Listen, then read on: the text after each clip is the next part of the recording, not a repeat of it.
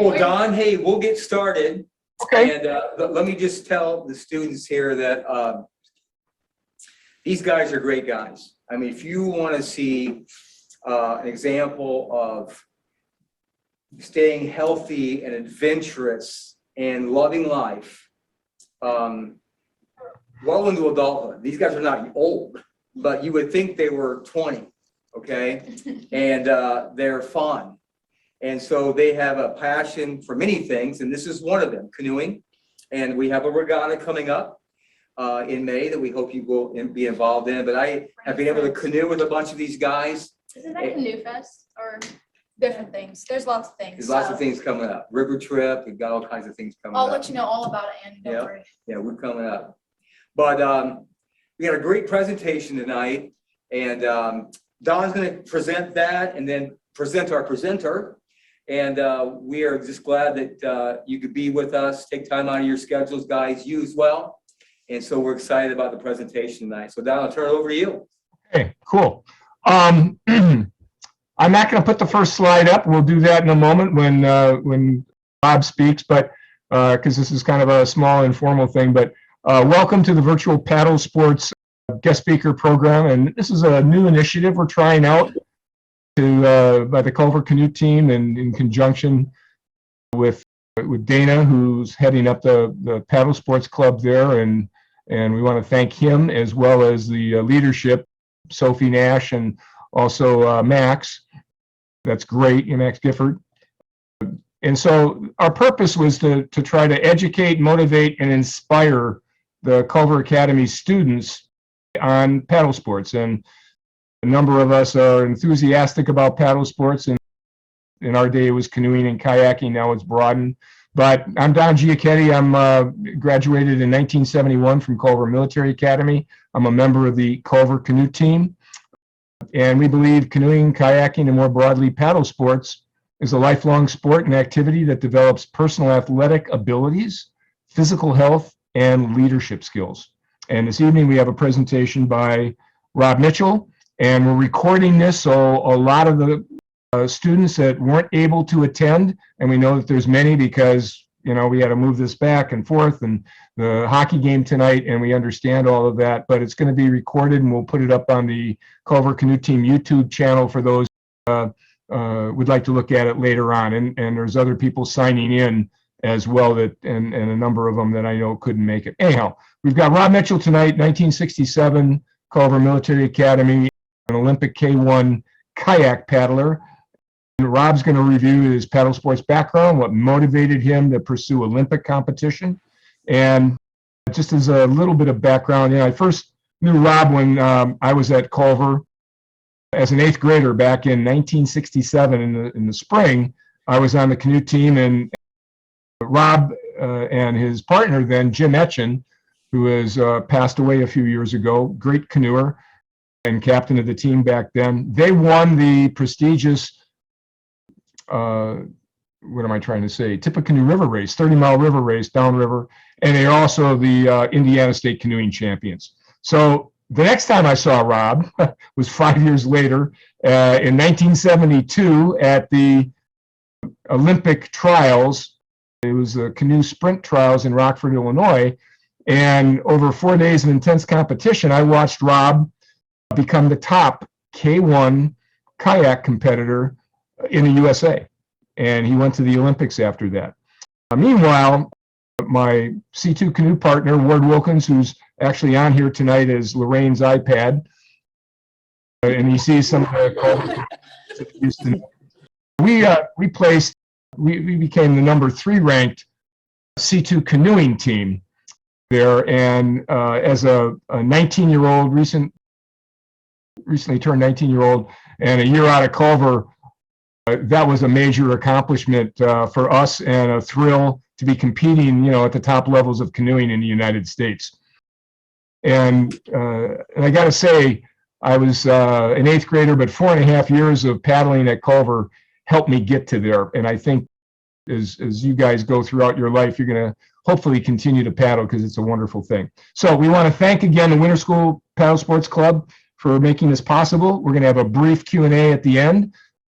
for Rob, and we know that you guys are under the gun to get to the hockey game. So without further ado, Rob, he's got a great story to hear, and he's got a lot of experiences and advice to share with the audience this evening. And again, we're recording it, so we'll be able to broadcast this to other people in a couple of weeks as well. So Rob, take it away. Thanks, Don. And just so you know, I'm going to speak for 30 minutes. I'm going to give you all time to get to wherever you've got to get. So I respect that, okay? But it's great to be here tonight with you. I want to start by acknowledging the effort that's been underway for almost 4 years now to create a paddle sports program at Culver for both the winter and the summer schools. You just heard from Don Giacchetti, who represents an amazing group of Culver canoe team alumni who competed at Culver in the 60s and 70s. Don was regimental commander and graduated in 1971. That alumni group has been working with Dana Neer, Alan Lair, and Heike Spann to reintroduce canoeing to Culver. And your paddle sports club is the first fruits of that combined effort.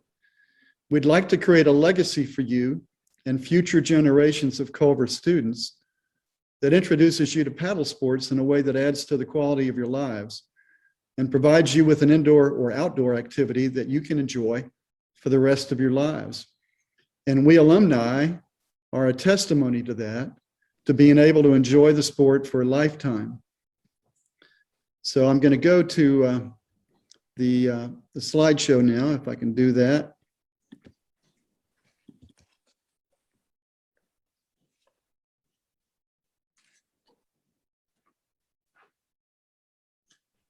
Let's see here. Am I in full screen yet or not? I don't think so.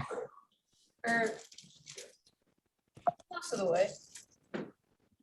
There you go. Oh, you're out of it now. Okay. We're there now? Yeah, looks good. Okay.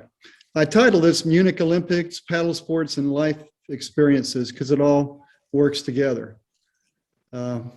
In this slide, you can see some of the canoe team alumni that I was referring to a minute ago that were students and practicing on the lake. They're on the cover of Culver Alumnus magazine there. And you can also see the display in the Athletics Center. Hopefully you all have had a chance to look at that. So even though I'm making this presentation, we're all here tonight because of the efforts of the canoe team alumni and the Culver staff who've been working together so you can experience the same joy we had. I'll tell you up front that I want to leave you with 4 takeaways from my talk. Number 1, the transformational impact of the Culver experience. 2, when God opens a door, walk through it. 3, paddle sports is a lifelong activity. And 4, look for ways to give back. And I'll refer to those takeaways as I go through the talk. The first takeaway is the transformational impact of the Culver experience, which I can speak to directly. I have a great appreciation for the impact that Culver's had on my life. I grew up in a small town in South Louisiana. My sister and I, in the picture on the left, had loving parents, but I never experienced any real challenges as I was growing up. I had a great Christian upbringing. My father and some of his friends built a small church on the street behind our home, so we could walk to church each week. But I lived a very sheltered life, never leaving home other than for family vacations, and never playing any sports except for 2 years of Little League baseball that I was absolutely terrible at. I decided that I wasn't an athlete and that sports were not for me. The school system in our little town wasn't providing the quality of education my parents wanted for me, and there weren't any other choices within an hour distance, so we couldn't commute. They wanted me to attend an exceptional high school, but they couldn't afford to send me to one. Fortunately, my grandfather stepped up and said that he would fund the cost. That's the first example that I can remember of God opening a door for me, and he opened it through my grandfather. So my parents and I researched the top prep and military schools in the eastern and central U.S. We put together a short list of schools, and we visited each one of them. And Culver was one of those schools, and my parents and I realized that it was the best choice of all the schools we visited. So we applied, I was accepted, and I entered Culver in the 9th grade, as many of you have done. It was the first time I've really been away from home. When I arrived at Culver, I wasn't prepared. I was a scrawny little kid. I'd never competed in sports. My education had left me marginally prepared for the academics, and I was certainly not prepared for the military component. Honestly, that first year was a real struggle for me, but I was in Battery C. And I had an amazing counselor in Al Nagy. He's on the left of that front row there. And some of the upperclassmen in Battery C cared enough to help me through that first year. I was tempted to quit. My mother knew it, and she wrote me a letter literally every day during my freshman year. But I made it through that tough first year, and I actually started to thrive at that point. Looking back on it, that whole experience was transformational for me. I discovered that I could be an athlete. I competed in several sports, including swimming, soccer, wrestling, and canoeing. And I enjoyed all those sports. I could actually compete after all. But I developed a love for canoeing over the others. As a freshman, my first canoe race was a 60-mile, 2-day race on the Tippecanoe River. That was a heck of a way to start. There were 3 of us in a Grumman canoe, and it was a real slog. But that, long distance race actually whet my appetite for canoeing. I was very fortunate to attend Culver when the superintendent at that time, General Spivey, recruited the U.S. Olympic canoe and kayak coach to create a strong program in canoeing and kayaking for both the winter and summer schools. His name was Common Blaho. Coach Blaho grew up in Hungary and had been national kayak champion of that country for many years. He served as the coach for both the Italian and Soviet program, their Olympic teams, before coming to America. He started his Culver experience with an initial focus on downriver canoe racing. Coach Blaho was an amazing coach, and I can't say that strongly enough. And the training we had under his leadership motivated and inspired us. And some of the people on this Zoom call can speak to that very well. We spent most of the time in downriver canoes, but Coach also taught us Olympic kayaking. He was focused on building a strong paddle sports program at Culver, and he brought the North American Canoe and Kayak Championships to Culver to expose us to high-level competition. Watching that competition motivated me to want to excel in both canoeing and kayaking. That picture on the right is the page of a magazine.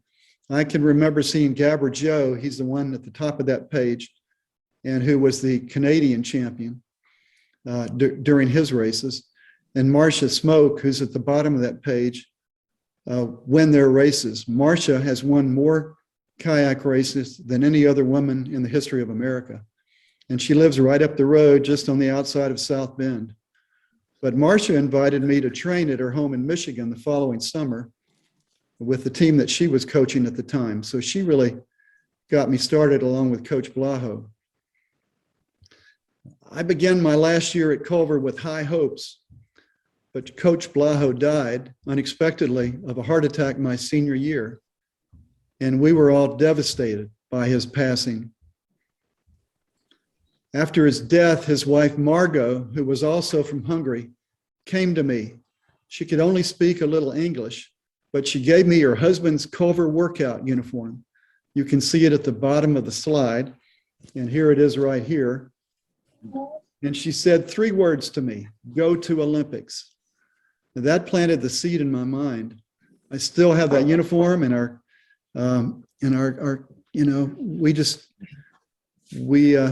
we were devastated, but we wanted to honor Coach Blaho's efforts, so we kept paddling.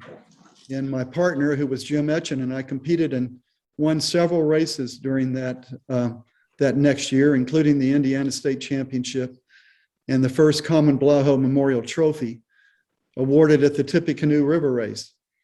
Those 2 pictures are Jim and me racing in that competition. And we were very proud of that trophy, very proud of it. As I mentioned earlier, I entered Culver as a scrawny and spoiled child. but the Culver experience was truly transformational for me. I attained the rank of regimental personnel officer, and I was greatly influenced by three mentors: my counselor, Al Nagy, Coach Blaho, and Alan Bray, who was Culver's chaplain. The beautiful chapel at Culver also inspired me. And you probably know it's a memorial to the 6,500 Culver graduates who died serving our country. Culver has positively influenced my life from that point until today. And I'm so thankful that my grandfather opened that door for me. When I graduated from Culver, I attended Georgia Tech, where I majored in industrial engineering. While at Tech, I competed during the summers in kayak races all over the country and at the World Championships in Copenhagen. I also competed on the varsity gymnastics team to stay in shape during the winters for kayaking and won 3 varsity letters in that great sport. I don't know if you can see the note on the gymnastics picture, but coincidentally, Ted Friesen was also on that team, and he's on this Zoom call tonight. He was another one of our Culver canoe team alumni. Hello, Ted. And he beat me. Ted actually beat me in the first kayak race I had on Lake Maxinkuckee. I wish I could remember that, because it's probably one of the very few races that I won. I went through Navy ROTC at Georgia Tech and was commissioned as an officer in the Navy upon graduation. And as an example of another door that God opened for me, the Navy unexpectedly let me train over the next year for the Olympic trials. During that year, I also tutored minority enlisted sailors to help them be accepted into the Naval Academy, and several of them were accepted. I competed in the Olympic trials in the single, double, and 4-person kayaks.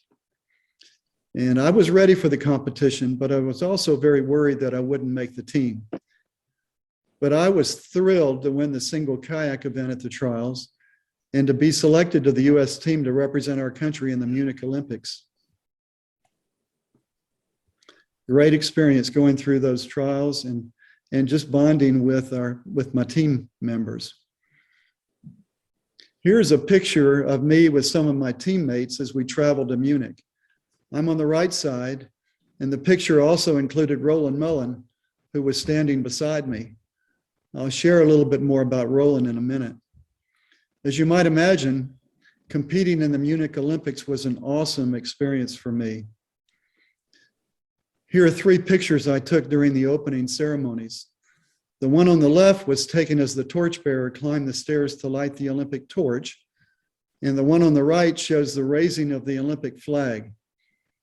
The picture in the middle shows an electronic board in the stadium with a message that you can't read, so I'll read it for you.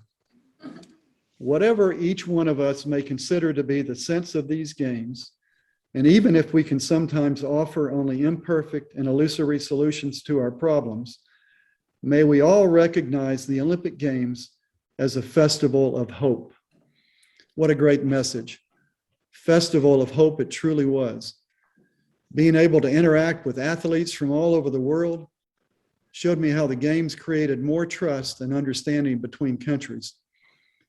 I don't think the Olympics should ever be used as a political tool by countries. The Olympics should be all about the athletes and competition, and I think actions such as boycotts are only harmful to our world. These are 2 pictures I took of the Olympic Village. Germany did a great job of building this village from scratch for the Games. The first week was like a giant celebration. We worked hard training during the day, but in the evenings, in the center of the village, there were parties, and some of the athletes wore clothing that was unique to their countries, and they performed their native dances.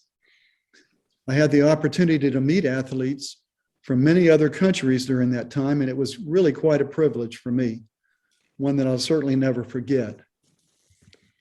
But all the celebrations came to a crashing halt at the beginning of the second week with the invasion of the Olympic Village by the Palestinian group named Black September.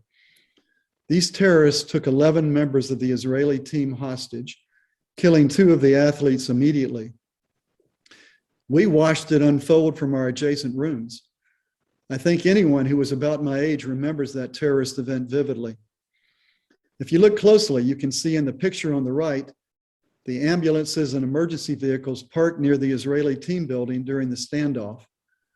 I took this picture from my room. The standoff lasted for a day after the initial assault. Then the terrorists and Israeli team members flew off in helicopters to the Munich airport, where a rescue attempt failed, and all 9 Israeli team members were murdered. I can't express in words the feelings of disbelief and horror that we experienced. We all participated in a day of mourning. And you can see one of the memorial ceremonies in the picture on the left. As tragic as those events were, we were there to compete. And so the competitions continued. As you might imagine, the next week of the games was completely different. The atmosphere had changed 180 degrees. The entire area was surrounded by soldiers with machine guns, and we were carefully screened whenever we entered the village. I do remember a renewed sense of hope at the closing ceremonies, but it certainly wasn't the joyous celebration of the opening ceremonies in the first week. Here are a couple of pictures of me with my kayak, along with 2 of my teammates in their double kayak. And you can see the race course in the middle picture during one of my races. I competed in the 1,000-meter single kayak event. I didn't win a medal, but the experience was incredible. I had hopes of returning to a future Olympic Games and eventually winning a medal. This next picture is of the kayak that was paddled by the reigning world champion in the Olympics. His name is Rolf Peterson, and he was from Sweden. He was favored to win the Olympics and was leading with about 50 meters to go. But he ended up second to the Russian by 2/100ths of a second. I congratulated Rolf after the race for his silver medal, and he told me he blacked out right before the finish line and kept paddling without being able to see. He told me that he was retiring, so I asked him if I could buy his boat, and he said yes. So I bought it and brought it home and raced it for several more years. It's hanging in my living room, as you can see from that center picture. And you can also see it behind me on the wall in the room I'm in right now. The boats back then were made of wood, and this boat was made of Honduras mahogany and birch, beautiful craftsmanship. Rolf told me it was the only boat ever made like it. He made it to his specifications, and to my knowledge, no one has ever copied the design of this boat. And he raced it to 3 or 4 world championships. I didn't quite get to that level, but I can attest it was a really fast boat. It's interesting to note that Munich was the first Olympics to include whitewater canoe and kayak competition. They built a man-made course, and I took these pictures of 2 of the races. In the years following the Olympics, I competed in regional, national, and North American championships where I did win some medals. The picture on the left was taken at the Nationals in 1973 in Seattle.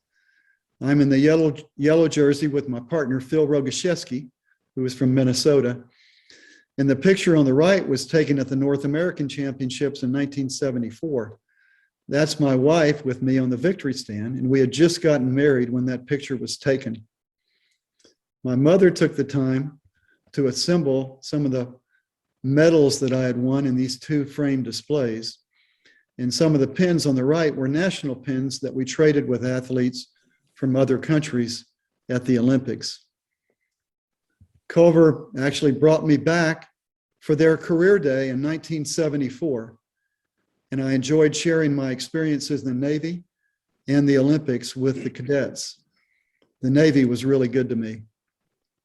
Following the Navy, I worked for the Walt Disney Company for 21 years, where I started out as an industrial engineer.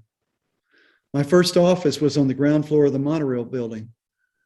I eventually became director of engineering for Walt Disney World, with responsibility for electrical, mechanical, civil, structural, survey, machine design, systems, controls, quality assurance, ride safety, and Imagineering. That was an incredible experience. We opened 3 theme parks during that time and about 10 resort hotels. I also directed some of their resort hotels. When I first started at Disney, they had a great tradition of allowing the cast members to race each other in their war canoes on the rivers of America in the Magic Kingdom. We competed during the early morning hours before the park opened. Each division would enter at least one men's and one women's 10-person team, and there were over 50 teams that raced in a time trial format each year to determine the winners. I captained both a men's team and a women's team each year, and we won all the races until Disney discontinued that competition when their employment base got too big to support it. I'm in the stern of those 2 canoe pictures, and you can see one of my women's teams on the left and one of my men's teams on the right in the bottom pictures. That was truly a blast. I mentioned Roland Mullen to you earlier, and this slide represents the friendship that we've maintained through the years. Roland competed in 2 Olympics and has won many national and North American championships. These pictures show us together. The left picture was taken at a competition in the 1970s. The center picture was taken when he and his family visited us in the 1990s in Florida. And the picture on the right was taken this past year when Roland and his wife came for his visit to my home in Georgia. I really value my friendship with Roland, and I wish I'd maintained more friendships like this through the years. Roland, by the way, is one of the most successful canoe racers in the history of our country, and he may even be on this Zoom call tonight from Cincinnati. If he is, hello, Roland. I really encourage each of you to maintain friendships through the years because they are so important. I've enjoyed canoeing, kayaking, paddleboarding, and rowing with my family, as well as with friends throughout my life. These pictures reflect weekly canoe and kayak outings we had it as our children were growing up. You can see from the middle picture that I started them out early. That's my oldest son in the kayak when he was about 6 weeks old. My 2 sons competed on the U.S. junior team. They trained at the Olympic Training Center in Lake Placid, and both of them won national championships in their age groups. Both boys, as well as my daughter, also rowed crew in their high schools in Orlando. You can see my son Todd with his 8-person high school rowing team in the bottom left picture of this slide. My wife and I also paddled 2-person kayaks, and we also like rowing in that 2-person coastal rowing shell you can see on the left, and also on the right with my daughter and my 4-year-old grandson out there. My wife and children and now grandchildren row and kayak together as often as possible, and canoe. In addition to the kayaks and canoes, we all have paddle boards, and I also have one of the new style surf skis that you can see in the bottom picture. These are new sit-on-top boats that are really fast and really fun to paddle. If you haven't tried one, you need to. Here's our family now. We're blessed with 3 grown children who are all married and each have 2 children of their own. So we have 6 grandchildren. They're starting to enjoy paddle sports as well. As I look back on my life, I realize how transformational Culver was for me. I realize the importance of mentors who inspired me, including Dean Nagy, Coach Blaho, and Chaplain Bray, and my classmates who came alongside me when I was struggling, particularly during that first year. I hope that each of you have mentors and classmates who support you too, and that you support others the same way. That's really important, to have good mentors and to be a mentor. I'm also inspired by the spirit of Culver and their focus on body, mind, and spirit. We've worked to reinforce those areas in our children, and with other young people we're privileged to work with in the local community ministries that we're associated with. You know, it's been my privilege to be working with the Culver Canoe Team alumni and the staff members, including Dana, Allen, and Heike, to create a strong paddle sports program for both the winter and summer schools. And we're thrilled with the paddle sports club in the winter school. And you're going to be able to participate in a fun canoe clinic and regatta on May 15 of this year with some of the top veteran canoe racers in the country. We're also working with the staff at Culver to start a course in competitive canoeing for the summer school this year. Several of us will be there this summer to assist with that exciting new paddle sports program. Don will be there, I'll be there, and others on this call will be there. I told you at the beginning of my talk that I wanted to leave you with 4 takeaways. First, I believe that Culver Academies is the most amazing school in the country, and I know from personal experience that the education, leadership, and experiences you gain there will benefit you throughout your lives. So I hope you appreciate the value you're gaining at Culver. Even when it's tough going, it's worth it. Second, when God opens a door, walk through it. I've tried to do that throughout my life, but there were a few times when I turned away from the door due to fear or uncertainty, and I still regret missing those opportunities. I hope you won't let fear or uncertainty stop you from stepping out in faith when a door opens for you. Third, paddle sports, including canoeing, kayaking, rowing, paddleboarding, surf skiing, are great activities for exercise and enjoyment that you can stick with throughout your lives. I encourage you to continue to pursue them with your families and friends as I have. And fourth, I believe it's really important for each of us to give back to help others, especially those who are struggling, by using our time, talent, and resources. These are some of the ways that I'm currently giving back in retirement. I haven't really retired, I've repurposed.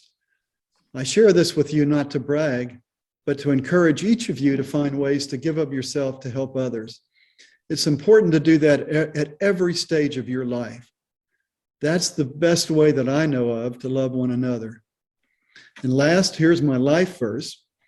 I know that God can do a better job of leading me than I can myself, and I constantly ask him for his guidance. This verse is from Proverbs 3. Trust in the Lord with all your heart and lean not on your own understanding. In all your ways acknowledge and submit to him, and he will direct your paths.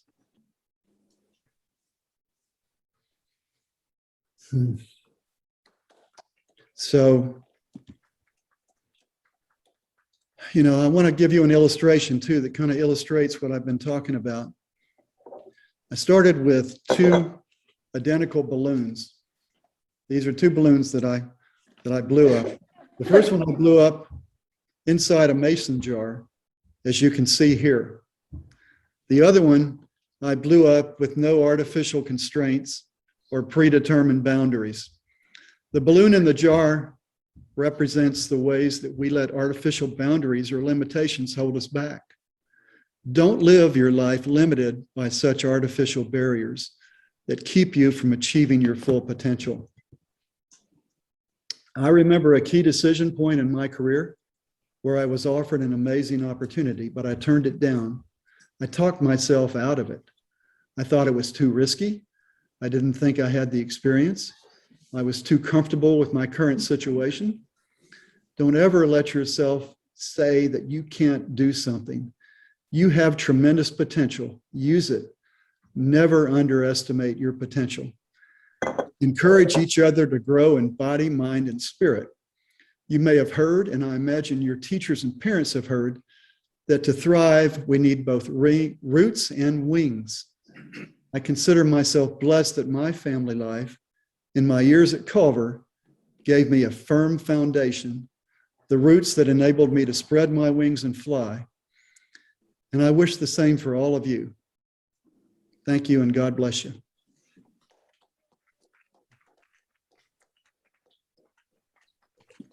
Rob, thanks a lot. I guess we can take some questions now from the student audience there. And Dana says that you guys have got a phenomenal sound system there. All you got to do is chirp and it will be heard. Do you have any pets? What? Okay, I know Annie over here wants to go to the Olympics for sailing. Do you have any tips for her in terms of the Olympics? Well, you're in a great place to do that. And sailing is one of the wonderful sports that the Olympic offers. And I'll just tell you, it's worth the training. It takes a lot of hard work. And sometimes you doubt whether or not you'll ever make the team. But whether you make it or not, the effort itself will help to develop your character and your full potential as a person and your leadership abilities. So I just encourage you to go for it. Give it everything you've got. And if you make the team, wonderful. If you don't, you're going to be much stronger as a result of the effort. And you'll be able to keep that sport up for the rest of your lives, just like we can paddle sports. So don't ever underestimate yourself. Go for it. Believe in yourself, and you'll do it. Thanks. Appreciate that. Needed to hear that. She's really good. Any other questions, guys? Actually, I do have one. They can't see you. Besides, It's okay. We're hi, gonna I'm right smile. here. I'm on the side. Hey there. Hi. So, besides canoeing, what was your favorite sport that you tried at Culver? Well, I loved wrestling. I loved Colin Stetson. Colin Stetson was my wrestling coach, and he was an awesome guy. He was as strong as the wrestlers, and he wrestled us in our workouts. He kept that workout room at 120 degrees, and he worked us to the bone. But I broke my knee and tore the ligaments in my leg very badly my junior year, and the doctor told me I couldn't wrestle anymore. So I had to give up that sport. I was undefeated that year when that happened, but no more wrestling for me. How long did you work at Disney for? I worked there for 21 years, Wow. and it was a wonderful company to work for. My whole family loved it. They were fanatics. They went to the parks all the time. They got to participate in the openings. My kids got to be in the parades, and it was just a great family environment. I love Disney. That sounds super cool. How did you get your position at Disney? At Disney, Yeah. well, I was stationed at the Orlando Naval Training Center my last 2 years in the Navy, and I met a guy who was an executive at Disney. And when they had an opening for an industrial engineer, he offered me the opportunity, and I took it, and I never looked back. It was a great opportunity. Did you keep anything from the Olympics, like the white sweaters you were wearing or anything? I've got all my uniforms. I've got lots of memorabilia, small models of single and four-person kayaks, and lots of stuff. I didn't think this was a good time to share it all, but anytime you want to see it, come over. Plus, I've got 5 Olympic kayaks and the surf ski and several paddle boards and canoes and a single and double rowing shell. So I love paddle sports. As a senior, and Sophie too, and Kevin here. I don't know if Kevin wants to do it, but And Lainey. oh yeah, and Lainey. But for us who, at least Sophie and I know are considering doing Navy or Army ROTC, how do you think that experience within college applied to your service in the Navy after and your work maybe at Disney and in the Olympics? So you're thinking about going through ROTC? Yeah, we both applied for Army and Navy. Yeah, I would highly recommend it. I just, I love my Navy experience, and I like the ROTC experience too at Georgia Tech. And being able to be commissioned as an officer when you graduate is awesome. I mean, you're off and running. And you've got great life experiences ahead of you. Plus, they'll help you pay for your education if you want to continue your education. So I highly recommend the military. In fact, I'm coaching 4 high school students right now, life coaching them. And 2 of them are going to go into the military first, and then they're going to go to college. They can't afford to go to college right now, but the military is going to help them eventually get into a 4-year college.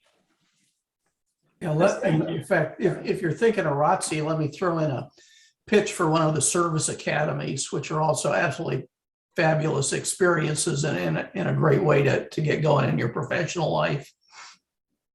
Great thought. Nothing against you ROTC guys, but just throw a pitch for the service academies here. Yeah. Absolutely. What was your favorite memory during your service in the Navy? Well, there were several. my favorite one was being able to represent the U.S. in the Olympics.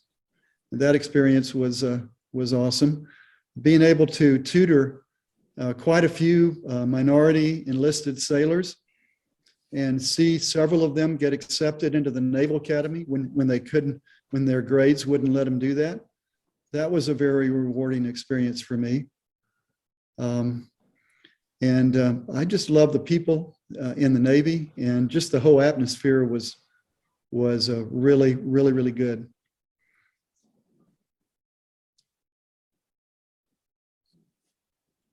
Further questions? That was the cutest thing ever. Yeah. Hey, Mr. Mitchell, these kids loved your presentation. It was It well was awesome. stated. It was really good. And we got to have a larger audience because your message needs to be heard. Needs to be heard. So thank you for presenting it, putting it all together, and sharing with us tonight because it was great. Well, it was an honor to be able to speak with you, and I just wish you all Godspeed. Thank you so much. Can we see all the people? Can you press like the view and stuff? What? Donna, are there any more people on the call that we could see visually besides the three of you? Don, can you? Yeah, we have to press the arrow. Oh, I press the arrow? Yeah. Okay, Or just God's speaker. Hold on. I'll press the arrow. Or you can press view and do like. Mute myself. I can't see the screen, so I'm not sure. You know, Zoom is a wonderful tool, except you never know how you look on the other side and how much of your screen's being shown. And Rob has done a wonderful job trying to remember where the heck stuff is. So we practiced a little bit about that. So, I said, if you got your view set to more of a gallery, so you can see a lot more people there. Yeah.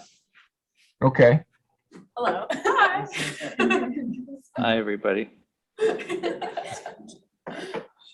Now, Keith has I'm been part of the involved with this alumni effort from the beginning. Yeah, well, I'll make a quick comment. I know that time is short. First, Rob, I'll say thanks to you. I've known you for more than 50 years. There's a long gap in there, and I learned a lot about you tonight that I didn't know. So I really enjoyed your talk as well. Thank you.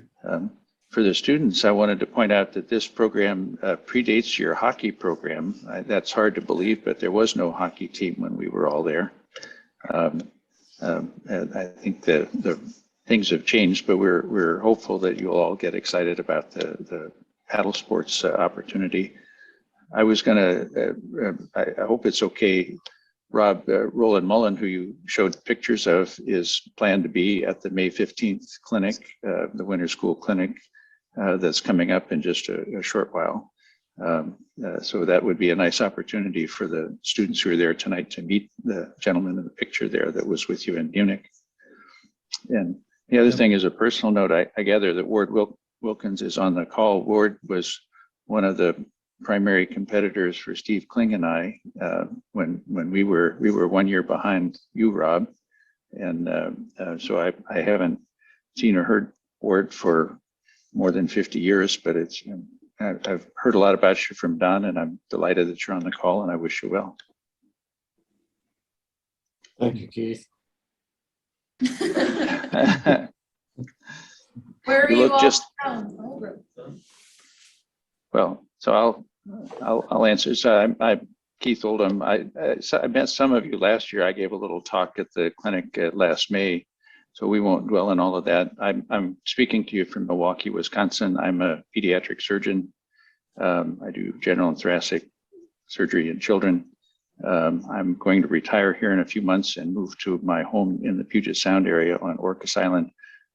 Like Rob, I've been a paddler for my whole life, and we own 14 human-powered craft out at my place out there, and I'm looking forward to having more. And we've got kids and family and friends that have been lifelong from all of this. That's cool. I have family that lives out there in Seattle, and I've been there before. It's cool. And Ted, you were at Georgia Tech for a little while with me on the gymnastics team. I was, and then I went to West Point And my military career ended abruptly when, let's just say, I was flying an experimental parachute and discovered that Newton will always win if there's a failure. And went back, in fact, one of my degrees from Tech, Rob, is industrial engineering. So I think you must have preceded me in that program, as I am. But then, as I say, Culver was a great prep. Even though my grades weren't the best, I was spending too much time at the airport flying and not enough time in chemistry class. Ended up working for General Dynamics until there was a business issue there. And then I got hired by the CIA. Yes, that CIA. And came to Washington, D.C. and met my wife there. Had a really great time with the agency until I converted over to a contractor status and started a little boutique science and engineering company. And now somewhat retired, I'm doing some things with one of our other Culver classmates in the land conservation. So that's kind of it. And I'm being pulled back onto the flight line as an instructor. But I think I'm terrorizing the kids because they've all learned to fly on video games, and I fly by looking out the window. So it really terrorizes them. I like that boat behind you. Yeah, I was going to say, Rob, my boat's faster than your boat. What was yours, destroyer boat? What's that? Was yours a destroyer? It was a VKV. Oh, okay, because the one behind me here was the one I bought from Marcia Smoke. Yep. And that was she a had Stewart, wasn't it? Yeah, she had taken it to, it was the '64 Olympics, but that was the year they changed the configuration rules and moved that wide spot aft. Yeah. So mine still has the wide spot at the cockpit Thank instead of you. further aft. Appreciate your attendance. In fact, Carol Kahn and her son now have it. They were giving it a full restoration. I'm hoping I'll bring it to Culver for one of these events. Before we lose any other students, just a quick note. I hope that you feel the spirit of Culver kind of emanating through a lot of the alumni and even some of the competitors of the alumni, and I guess the whole lifelong friends and lifelong activity that can bring you together. And it's amazing how, Rob and I linked up after 50 years to help out on the paddle sports. And it's great, and lives weave back and forth. So we're hoping that you kind of catch that spirit, the mind, body, and spirit that's in the Culver mission. And we embrace that and have for a long, long time, decades, all of us. So hopefully that'll carry with you as you pursue your Culver dreams and pursue beyond Culver. So are there any other questions for Rob before we let you guys go? Because we know there's a rally that's starting in 9 minutes and you guys are going to have to really sprint down to the hockey rink. I don't think Thank so. you, guys, all of you. Thank you very much. All right, thank you all. Thanks, Sophie, and thanks, Max. Thanks. Thank you. Appreciate it. Thanks, everybody. All right. Ward, good seeing you. Same here, Don. Bye. Great production. Everybody. Good weekend, guys. Thank you. Hey, Rob, Bye, everybody.